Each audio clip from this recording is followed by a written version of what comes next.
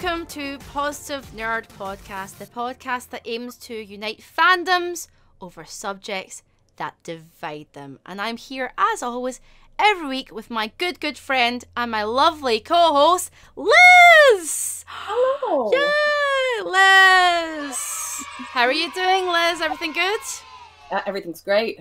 Happy to be here. Yes, and this is going to be our last podcast for a couple of weeks, which is a bit... but we have to take a short break whilst we make the podcast even better, right? So, Liz, we'll be back at the beginning of April, won't we? We will. April 1st, I think. April 1st. Is that April Fool's Day? Yes.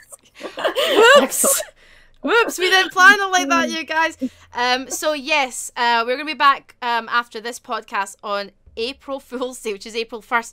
So if you are a fan of this podcast and you follow me and Liz online, then make sure that you send us some suggestions, send us your fan art. We'll have more about that at the end of the podcast. But if you have any suggestions for topics, trying to make the podcast better, or things that you already like, then please just tweet us and let us know. If you're watching along live or on YouTube, you can see our Twitter handles on screen right now. It's Liz C. Jordan or it's WeClaire on Twitter. So Liz, let's get straight into it. So, on the podcast tonight, we are going to be talking about the Batmobile. Is the new Batmobile crap? Oh, shock horror. Obviously, lots of people have lots of things to say about it online. And as soon as we're done with that, we're going to be getting on with Liz's Comic Corner. Yay! Yes, we're going to be talking about Strange Adventures #1. And finally, with Disney Plus coming to the UK at the end of March, we ask you guys, is there too much TV? Is there?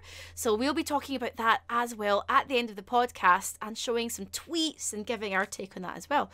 So Liz, let's just get straight into it and get on to, is the new Batmobile crap? Is it crap? Now, Liz, tell us about this new Batmobile reveal before we get into the tweets. Last week, some images were released. Matt Reeves tweeted some images of the brand new Batmobile Robert Pattinson will be driving in The Batman. It's three images. So you kind of get to see it from all sides.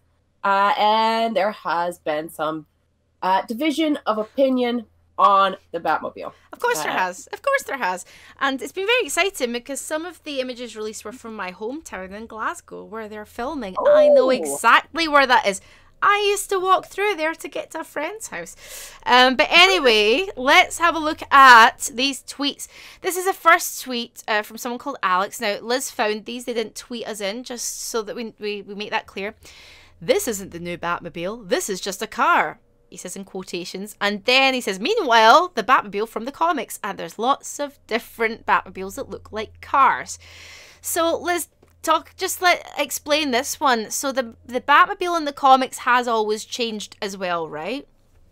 Oh yeah, there have been literally hundreds of different Batmobiles. Frequently redesigned car. I think the quibble that I've heard most online right now is it just looks like a car. Right. That's the big complaint right now. It just looks like a car. However, historically, if you were to look at the Batmobile for, I would say about at least 90% of the time, it just looks like a car, albeit with some fancy, bat details added. Okay, yeah, this is what I'm thinking as well. Let's get into the next tweet. This is from C.D. Sanchez again. Liz found this, not sent to us directly. The car I saw has the good old solid lines of old Detroit, coupled with the exotic power of the latest Italian hypercars, right up the tinkering instinct of the modern young American billionaire. What do you make of this tweet, Liz? I think that's quite complimentary. Yeah. I think he likes the car. Yay! Someone likes it. Someone likes the car. Someone likes it. Let's look at the last tweet we've got here. And it's a picture. If you're listening on Spotify or iTunes, we can see a picture of the car that Matt Reeves tweeted out. But this person, Adam the Stabelli, says, so glad to finally have a Batmobile that's not a tank for once. So, Liz, is there a contingency of Bat fans that don't like the tank? What's going on? The tank was only really introduced by Christopher Nolan in 2005. It's, and at the time, people, there was a division of opinion on the tank. People were like, why is it a tank?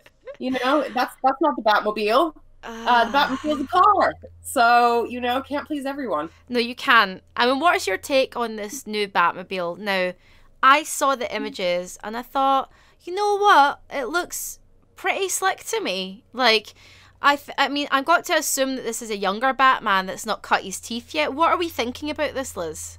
That's absolutely true.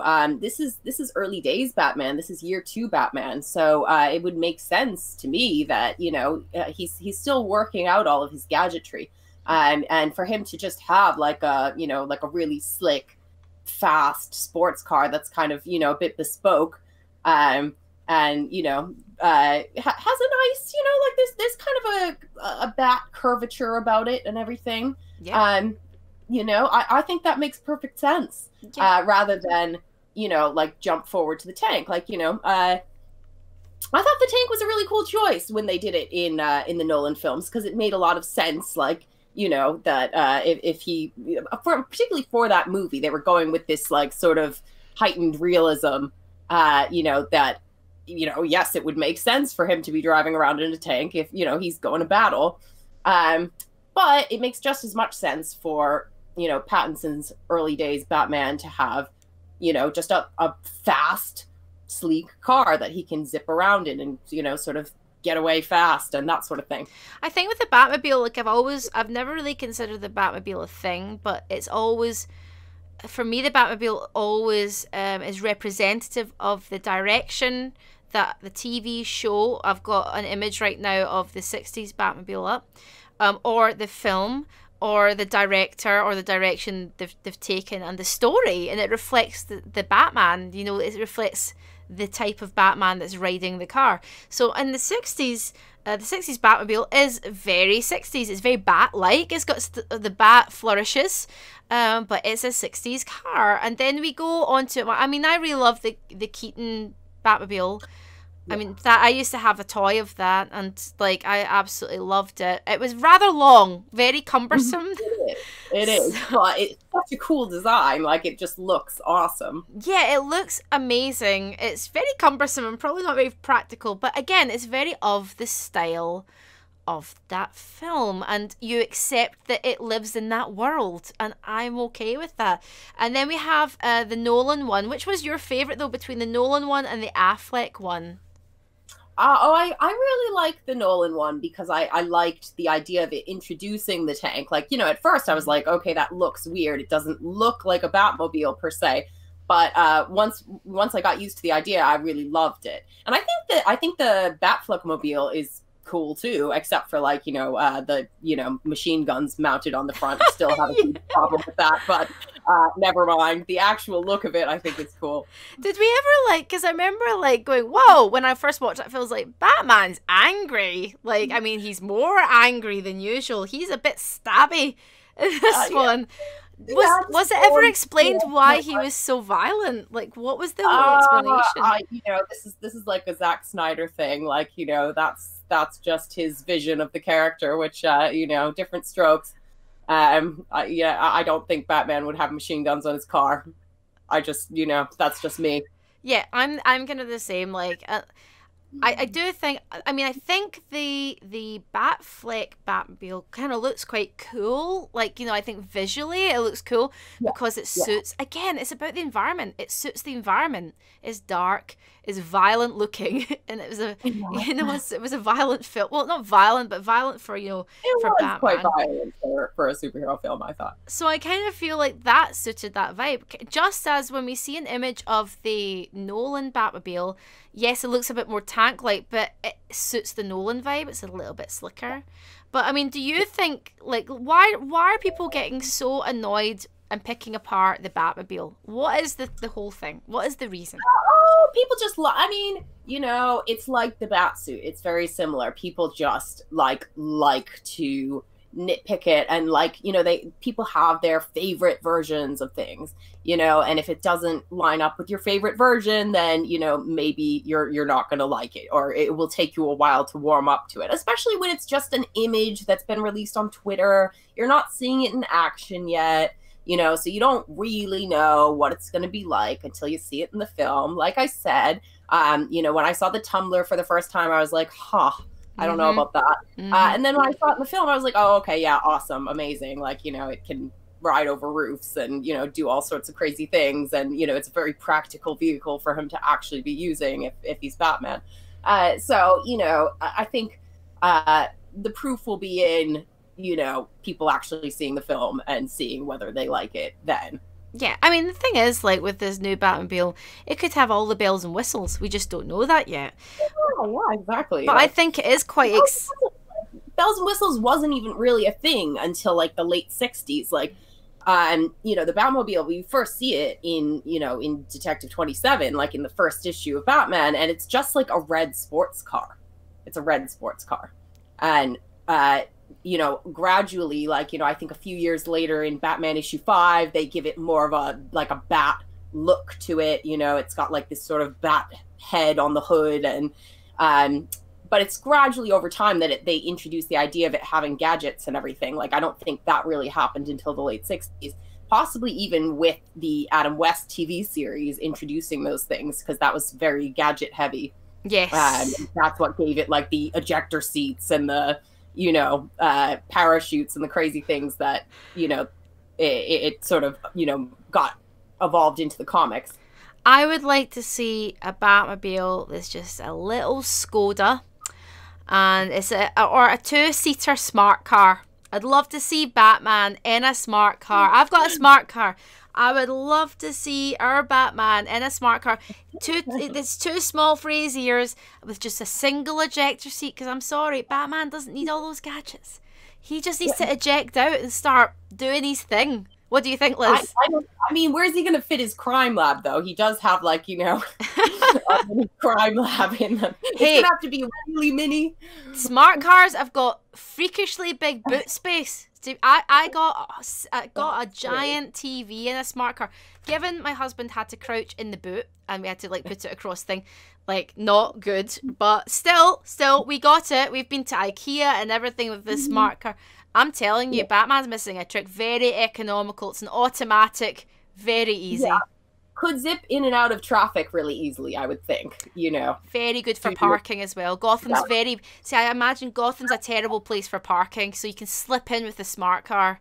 Like, no problem. True. I'd love to see that. Can you actually imagine people going mad over it? But I just feel like, to be honest with you, with the Batman, with Matt Reeves' The Batman, I feel like no matter what images we see from the Batman, we're going to get a lot of backlash. What do you think, Liz? Oh, yeah, of course. You know, I mean, people, I think the more you have seen now, the bat suit and everything, people are actually starting to warm up to that. Maybe it'll be the same thing with the car, like, you know, as more and more images are released or bits of footage, you know, eventually start to be released. Maybe they'll warm up to it more. But in the meantime, you know, I think people do, you know, they take a while to warm up to things. They do. Especially when it's like dorky, nerdy stuff. I mean, if you've grown up with those characters, you know, and I remember, you know, pre-social media days when I first went to go see X-Men, the film that was released in 2000, and I saw it in the cinema. Like, something was missing for me. I wasn't quite entirely happy. Something I talked about on my other podcast, Behind the Fiction, but and, you know, it is, as a fan, you do feel like I've grown up with these characters, you know, and you feel a sense of love and care towards them, I suppose. But I don't know, like, if I would feel, I mean, what characters do you feel like that towards? Apart from Batman or whatever, but any other characters you feel like that towards?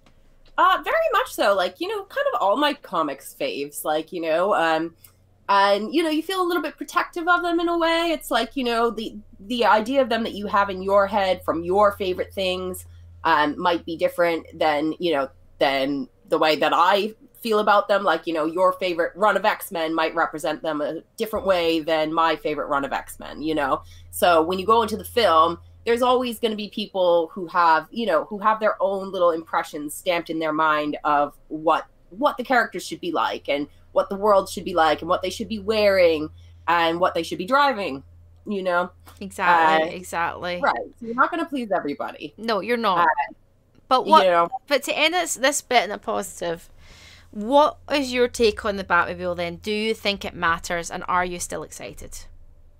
I do think it matters. I think it matters that it looks cool, and I do think that looks cool. I think if there was like a unanimous feeling that like, wow, they just really didn't put any effort in and it doesn't look cool, like, then they've dropped the ball. But I really don't think that's the case with this. Like, I think it is just a different version that people, are going to have to get used to. And but it does look cool. It's like a cool looking Batmobile. Like, if you look at if you Google Batmobiles, you can see the designs of tons and tons of different Batmobiles. And that fits right in there. Like, there's a famous panel from Batman Hush in which Jim Lee drew like loads of different Batmobiles in the Batcave.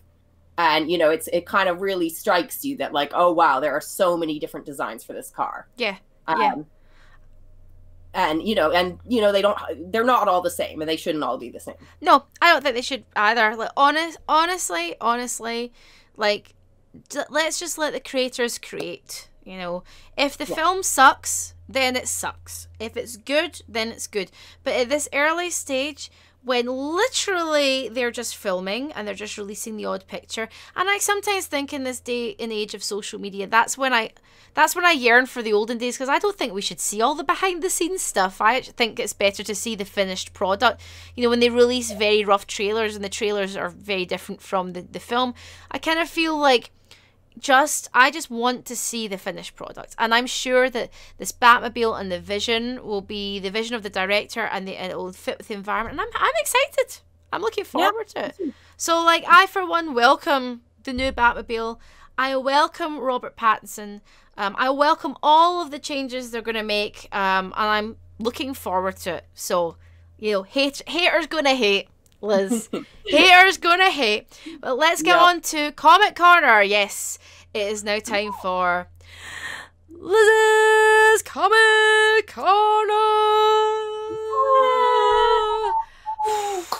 I mean, you can't, like, I put the title screen up when I'm doing that, and I'm actually going like an idiot. Like an actual, like, honest, you can't see behind the thing here. Now, Liz, right, now, we put it out to a vote last week. I wanted Strange Academy. You wanted Strange Adventures. And I was like, look, do you love your first mum or your second mum? But it turns out you love both mums, because it was a 50-50 split. It was. So I feel that was quite good. So, but we decided to go with Strange Adventures. I unfortunately couldn't download this for technical reasons, but Liz is going to tell us all about it. So, Liz, tell us about Strange Adventures #1. The artwork and everything we're about to show, if you're watching live or on YouTube, looks amazing. But yes, please tell us, what is this about? Okay, I was very excited about this book. I have been for a while. Basically, whenever Tom King comes out with like a maxi series about a slightly obscure character that he's going to put his own stamp on, I get really excited, because I feel like that's where he really shines as a writer. He's one of my favorite writers working at either of the big two right now, and I feel like this is really where he does his best work, is these maxi series where he gets to kind of really play around with the characters and themes a little bit. So Strange Adventures is about the character of Adam Strange. Like I said, it's a character that it's not like an A-list character that you have to know anything about. He's been around for a very long time. He's been around since the late 1950s.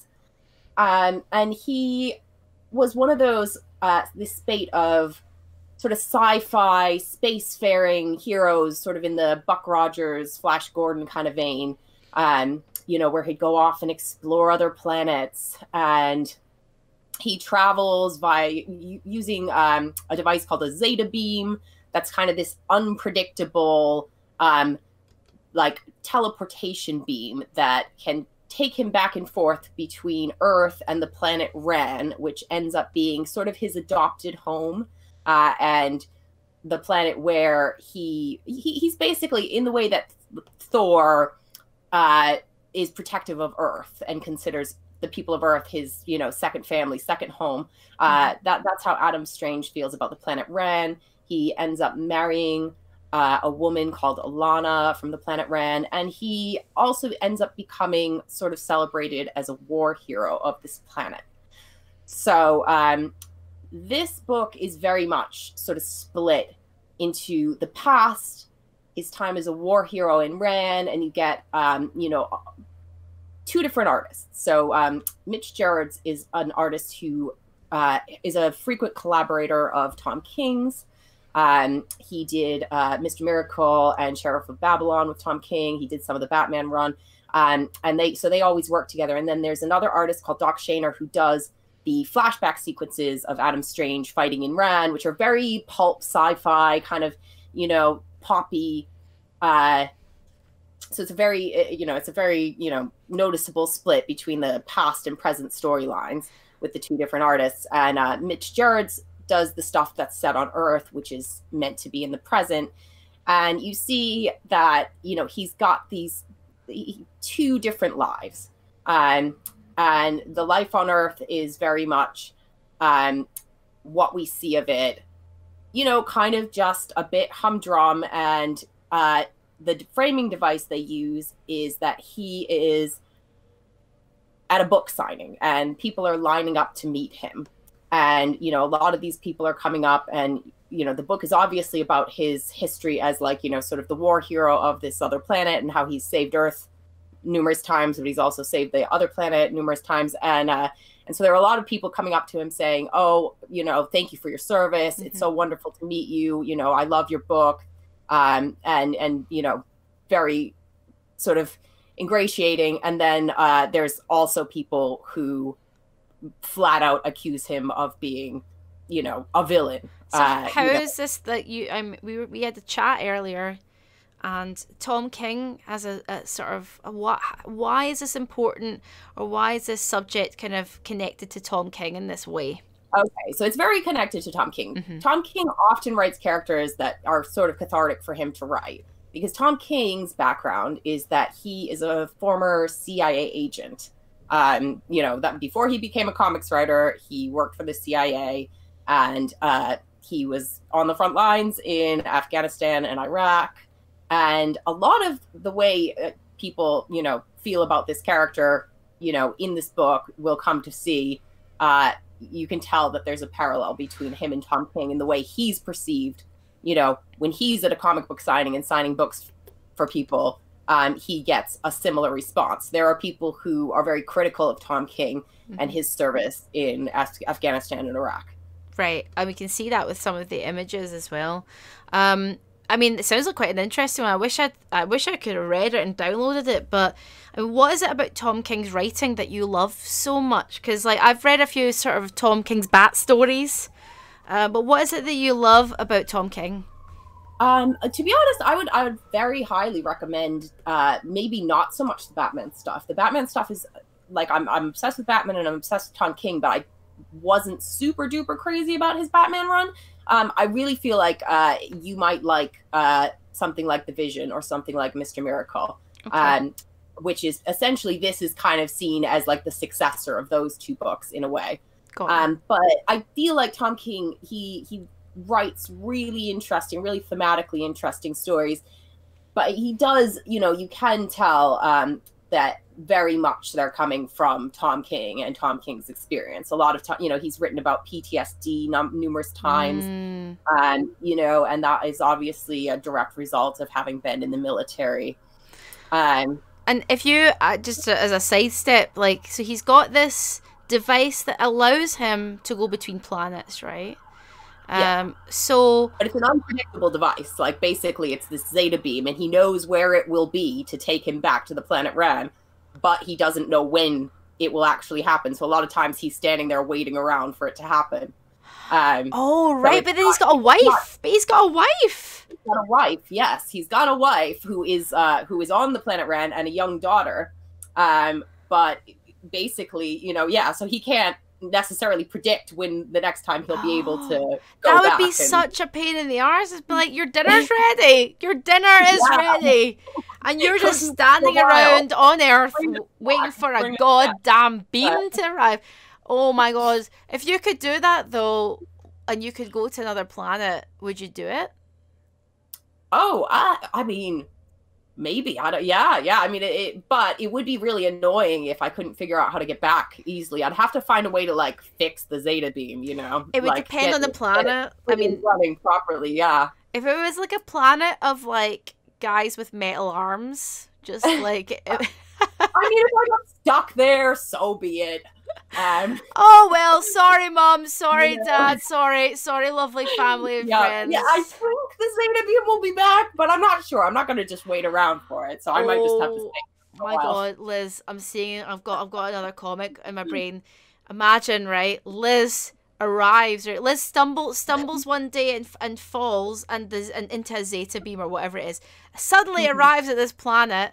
And she's the only woman on a planet of peace-loving, metal-armed guys. They only got one metal arm, though. And they're like, but they all kind of look like Liz's favorite metal arm guys, or arm guys. So one might look like Bucky. Yeah, Bucky's everywhere.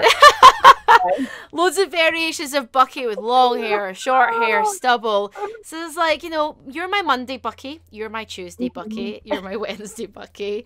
Like, I think Monday Bucky's definitely clean-shaven. He's definitely clean-shaven. Right. Clean-shaven, little bit of facial hair. Yeah. Like different, you know, for different days of the week.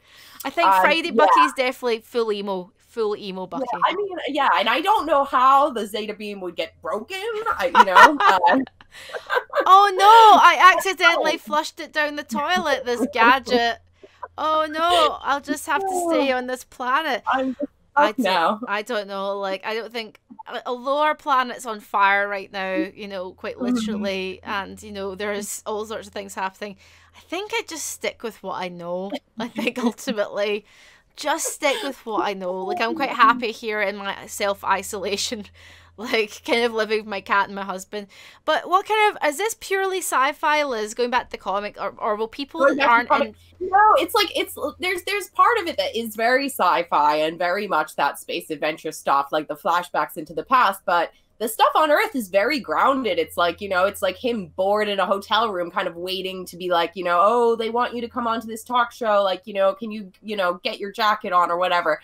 But there's also, like, one of the interesting things that happens in this issue, you know, I don't want to give away too much, but as you know, some of the images we showed, some of the characters, you know, some of the people lining up to meet him are very, very positive and very effusive and like, you know, oh, it's such an honor to meet you. But then there's the odd, you know, sort of conspiracy theorist type character who blows up in his face and, you know, starts accusing him of war crimes. And let's just say there is a murder that takes place, and it looks very much like he could have been the culprit. And people are, you know, start piling on and theorizing that Adam Strange found a way with his Zeta beam or something to go and murder a character who appears in the story. And he, you know, becomes very upset and literally goes to Batman and says, please, can you investigate me because you're the world's greatest detective and prove that I didn't do this? And Batman says, no, sorry, I can't. I'm too biased. I know you and I like you, but I can put you in touch with someone who will. Okay. And basically then passes him off to another Marvel character who is sort of like literally just like 2 rungs down from Batman as like the smartest guy in the DC universe, which is Mr. Terrific. And that's kind of where we leave things. And do the people know that he's doing this? Do the people on Earth know that he can travel, and do the people on the other planet know that he's traveling back and forth? Well, yeah, it's known that he has the use of the Zeta beam that can teleport him back and forth, so... Got you. See, I think this beam's problematic, Liz, honestly.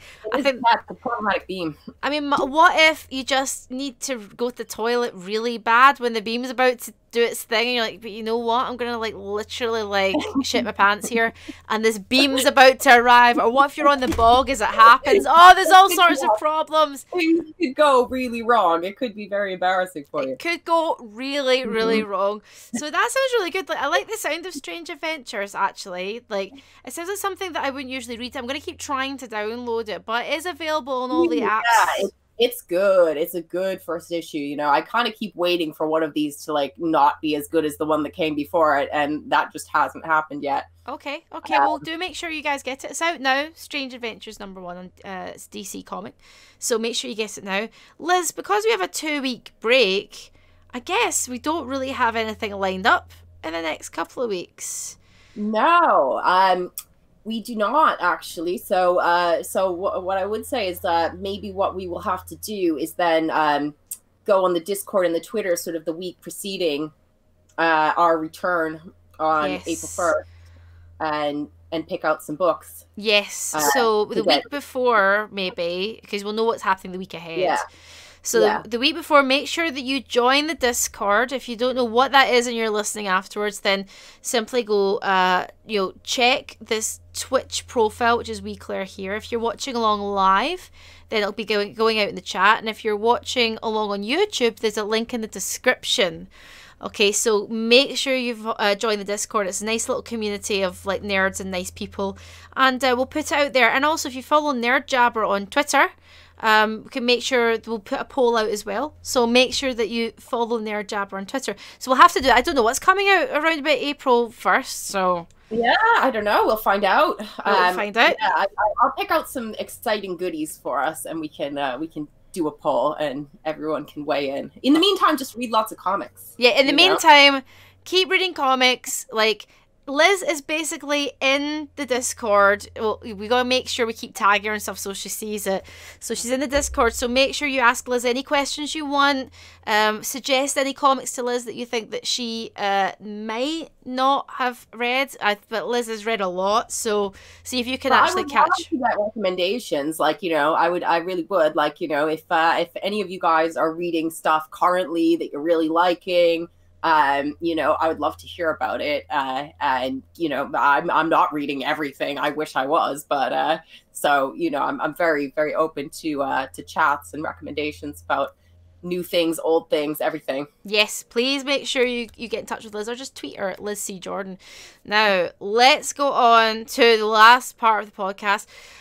We are questioning if there's too much TV, because with Disney Plus pretty much on the horizon for the UK, and we'll have this Disney Plus at the end of the month, we're asking, is there too much TV? Is it just too much? So let's look at some tweets, Liz, before we get on with talking about this. This is a tweet from Ashley Short 13, who follows me, so these tweets are all to me. I feel totally overwhelmed by it all. Even what I do watch, I don't think I'm absorbing it properly because I'm worrying about what I've perhaps missed. Do you ever feel like that, Liz? What do you think about that? I do. Yes, that does happen to me. Like, you know, particularly, I mean, I feel like, you know, my sort of environment, like, you know, being in a comic shop made it feel really important to watch things immediately because, like, if anybody spoiled anything for me, I would absolutely lose my mind. So, you know, I just, you know, it would always be this race against time to watch it before people were talking about it in front of me. Yeah. No, I'm the same with certain things with work. But if the work slows down for me and I don't have to watch things, like the new Black Widow trailer came out and somebody went, I hope you've seen it. And I'm like, no, I don't want to watch anymore. I just want to see the film now. Like, I don't, my natural stance is to not watch everything at once and is to watch things in my own time. Even trailers, I just want to consume in my own time. But yeah, if I'm working, then I'm like, and I've got something coming up, I've got MCM Comic Con coming up, and there's a whole bunch of stuff that I need to watch for that, then I will try. But I get what Ashley's saying. There's this whole FOMO thing, the fear of missing out, and now we have social media, and that doesn't really help people's mental health. And that's the thing. Like, I think people sometimes maybe feel like, oh my god, I have to just get in, you'll get into this straight away. So that's maybe what Ashley's saying. Let's have a look at Louise Sparrow, who tweeted me. There's too much disposable TV. We go from show to show, trying to keep up with trends, but only a small percentage is worth rewatching, and half of that is old stuff we care about from way back. What do you think about this one, Liz? What's your response to this? Yeah, I mean that's true too, because it's just like it's so hard to keep up. Yeah, it really is. Like, even the things I really want to watch, like, you know, I mean, comic book based stuff. You know, I try and watch all that stuff because I like to be informed and have an opinion and everything. But sometimes it gets to the point where it's like I just can't. Yeah. You know, like, as much as I want to have watched everything, it's like I literally just don't have the time. I gave up with the CW stuff about... God. Exactly. Like, the CW stuff, I just had to, like, kind of write off, like, for the most part. Like, I'll watch, like, the crossovers, but I just don't have time to watch that many episodes of, you know, I think they're, like, 22 episode series. No, it's like old school days, you know, it's not like Netflix usually do 8 to 10. But when... Yeah, and I actually kind of liked that, you know, like when it was like the Buffy seasons and things like that, where it was like 22, 24 episodes, whatever. I used to like that a lot, but there wasn't that much else competing for my time. Yeah. So I could happily watch that many episodes of a series. Yeah, I mean, whereas like... now, yeah, it's too much. I think that the thing is, like, it's more that because Disney Plus is coming... for me, I was like, oh god, another streaming service, right? Okay, and it splits and divides everything, and it's money at the end of the day, because not everybody's made of money. I don't have like disposable income to chuck at stuff. So whilst I might want to watch all the stuff or things on different platforms, I'm a bit like, okay, I just feel like I don't have the money to do all the time. But I've got another tweet here. This is the last tweet from Downtown Special. There's a lot of great content being made, and I can't possibly keep up. But I don't necessarily view that as a negative, which is great. I don't have to subscribe to every service at once. I can rotate services as time, money, and interest permits. Is that what you do, Liz? Yeah, to a degree. Like, yeah, I agree with this tweet in a lot of ways, because I actually think, like, you know, as much as I was saying, oh, I can't keep up, it's like, well, okay, maybe not, but is it a bad thing that there's tons of amazing stuff out there, like, that I could watch at some point when I get around to it? Like, no, that's not a bad thing. It's actually really great. It's amazing that there is so much, like, incredibly high quality stuff out there, you know, which you know, I would love to, you know, find the time to just kind of get caught up. Maybe I will. Maybe, you know, in my retirement phase, like, you know, I'll sit there watching like tons and tons of Netflix. It'll be great. I know this. I don't have a problem with the volume of it. You know, I don't have a problem with the volume of things going out. I think it's great. You know, and I think having the choice is amazing. I just imagine what my when I had more time as a kid and a teenager, I would have inhaled all of the stuff coming out. And obviously having parents pay for all the services would be very handy. But when I look at it and I think about what I'm paying for, it's not so much there's so much of it. I think too much TV isn't a bad thing, because it's good, it's choice, and you can record things, you can watch them later at your own leisure. It's more the question of, now Disney Plus is landed, it's like, okay, now it's the audience split, because some people just won't be able to afford some things over the others. I saw somebody online going, well, I'll just find other means to watch stuff, which is not right. You know what other means is, yeah.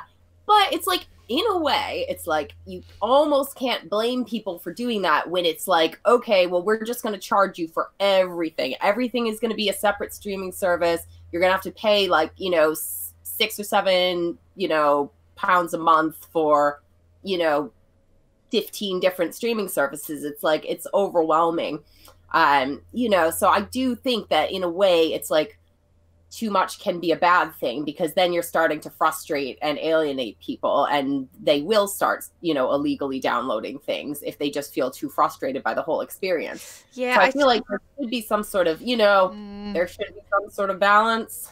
Yeah, there should be. Or like, I just would like a one-stop shop, so that I just turn on one device and they're all there, you know. But like, again, so for some people it's a money issue, and for some people it's too much. I, for one, I'm not that bothered that there's more streaming platforms. I think it's great. And if you don't want to do it, then you don't do it. And if you want to do it, you do it. I probably won't be getting Disney Plus. Or not for the first part anyway, because I'll be the only one in this household that's that into it, because my husband Paul, whilst he would watch some stuff with me, doesn't really care that much. If it was like a pure horror service, then he'd be like, yes, I will do that. But then I would be the only one not watching it. So we have to be equal in this house. We have to be equal with what we watch. So I mean, with Disney Plus, okay, let's talk about Disney Plus, because it's coming the end of the month. You've got it in America already, right? And you've been watching some of the things on it already, have you, Liz? I watched The Mandalorian. Okay, so you watched The Mandalorian. And what we've got coming up is we've got Hawkeye, WandaVision. We've got the What If stuff, which looks... I think What If looks great. Like, I really, think really all great. of this stuff looks amazing. Like, you know, I mean, there's... yeah, basically, like, please take my money. You know, for the Disney Plus, you know, it's like, obviously, I will pay that, you know. But... you know, I'm still slightly annoyed that I have to subscribe to another thing to get it, but I will do it because it just looks so good. Yeah, if you want to do it, you do it. I think the main thing I want to get out there as well, like with Disney Plus or any platform, even if you've got none of them, right? I just don't think anyone should feel pressure. You just do you and do what you want to do. Because as soon as you start feeling pressure, it's not fun and it's not entertainment anymore. But yeah, I think for me, it would just be WandaVision and the What If stuff. So that's from the pure Marvel side of things. I was vaguely intrigued by The World According to Jeff Goldblum. Vaguely intrigued. That's an original coming to Disney Plus. That's an original. So I'm talking about original content. That looks okay, but I feel like I get enough of that vibe from Netflix. You know, there are other Netflix shows that are kind of like that. You know what I mean, Liz? Yeah, I do know what you mean. Yeah, I mean, like at the moment, I don't have too many streaming services. I've got Netflix. I've got Amazon Prime. I thought about getting DC Universe, but like they've made it kind of difficult. That's another one of the things is like, okay, well, when they introduced that, I was in the UK at the time, and you can't actually get it in the UK as far as I know. So some of them, it's like, you know, some of it is frustrating in the sense that it's not available in different countries at the same time. Yeah, that was a frustration because this brings me on to The Mandalorian, right? When The Mandalorian came out, and I could see, and I've got a lot of American friends, and I follow a lot of pundits and things in America as well that I've shared shows with and things, and so they were all getting it, and obviously they're commenting on it as it comes out. And The Mandalorian was the big one, you know. And I was like, I'm not a big Star Wars freak or anything, you know, but I would have liked to have just seen it when it came out. I pretty much, I've had most of it spoiled now. So, I mean, it's a bit shit. Yeah, so that's disappointing. And it's, you know, the fact that it's coming out then, however many months later in the UK, and they're still going to air it weekly from what I understand. That doesn't make sense. I know. It's like, you know, because I thought it was actually really smart that they aired it weekly, you know, when it first came out, because people would actually be talking about it week to week, and there was like, you know, a big buzz about it. But it was just super silly. It's just like, okay, really though? Like in the UK, you're going to make people wait for a show that's already been out for like 6 months, and you know, they're pretty much spoiled for it anyway. Oh God! And Liz, can we just talk about Baby Yoda for a second? Right? Oh, yes, I want to just say this about Baby Yoda. I don't give an effing crap about Baby Yoda. I think, honestly, if my baby looked like that, I'd be a wee bit worried. And also, I don't think he's that cute. He's just Yoda, but mini. Why is everyone going crazy about Baby Yoda, Liz? Tell me. Very cute, Claire. I mean, you got to watch The Mandalorian. Like, you know, he's just, you know, he's just a cute little guy. Does he talk? Does he talk? Does he actually say words? Noises. And he drives around in a floating little pram, and he's got a pram. He's got a little pram that floats. It doesn't need wheels. This is Star Wars, you know. just floats around and he sticks his little head out and he's just so cute and he's just you got to see him out. The memes, the gifs, they just do not do him justice. Oh no, you know what? And it was like over, like even like the gothiest of goths that I love, friends of mine that I follow on Twitter, they were like, "Oh my god, it's so cute!" And I was like, I don't even recognize you people anymore. What's wrong with you people? Oh, you gotta watch The Mandalorian. You've gotta watch it. Oh, even so, for me then, as somebody who's a bit of a fair weather Star Wars fan, would I enjoy it? Do you think I would enjoy it genuinely? What I will tell you is that I think you would genuinely enjoy it, and that it is very easily the best Star Wars thing that's come out since the original trilogy, in my opinion. Ooh, that is some strong words, Liz. I mean those words. Like, it was excellent. I thought it was absolutely excellent. Like, it gets everything right that the movies, I felt, some of them really didn't get right. Okay. Okay. Yeah, it's like you're in the world of it. And like they do a really great job of world building without it feeling like they're just shoving nostalgia down your throat or anything. It just feels like a really natural extension of that world. And it doesn't feel like they're just battering you over the head with Star Wars references either. It's like, but obviously it's, it's set in the world. And they really understand the world. And Jon Favreau is just a really great storyteller. Well, I like Jon Favreau a lot. I mean, he brought Iron Man to the big screen for us. So I'm like, and he's a very good actor as well. Like back in the days, he was in some really like Swingers and stuff like that. Great actor, great director. But I'm going to say this about Baby Yoda. I will watch The Mandalorian. Okay, I will watch The Mandalorian. But you can take Baby Yoda and shove it up your Jedi bums. Because I don't give a crap. You'll fall in love. You'll fall in love, Claire. No, I'm falling in love with... melted by his cute little green face. I would rather stick a lightsaber up in my eyeballs than have to endure more Baby Yoda crap. Rubbish. Say that now. I know in the next podcast they'll be like, Liz, oh my god, Liz, yeah, I saw it, oh my god. Like, yeah, I'll be like, have your little Baby Yoda t-shirt on. I'll do the whole podcast in a Baby Yoda mask. I'll be making like baby noises. Little headband with the little ears sticking out. It's Positive Nerd Podcast, blah blah, or whatever he said. I really can't do a Yoda voice, so I'm not going to try. Let's talk about some of the. So we talked about some of the originals. We didn't mention Short Circuit, which is coming to Disney Plus, which is pretty much shorts from some of their best animators, which I thought great. Not to do with the 80s Short Circuit film, which I'm very disappointed about. Sadly. That sounds very good. But talking about original things, original series like Netflix or Amazon originals, things that come to Disney Plus, they're exclusive. What have been some of your favorite originals? I'm pretty crazy. Obviously, okay, this may come as a surprise to absolutely no one, but the Marvel Netflix shows, really loved the Marvel Netflix shows. That was a good time. Gee whiz, Liz, I didn't know you were going to say that. Just to surprise you all. But I thought they were incredible, and that was so cool. It was, I thought, that worked really well. That was like one of the things, that I have the experience of kind of binge watching, that was one of the earliest things that I think I binge watched in that way, in that Netflix model. Because I didn't get Netflix right away. I didn't get it, until probably around the time those shows came out. They're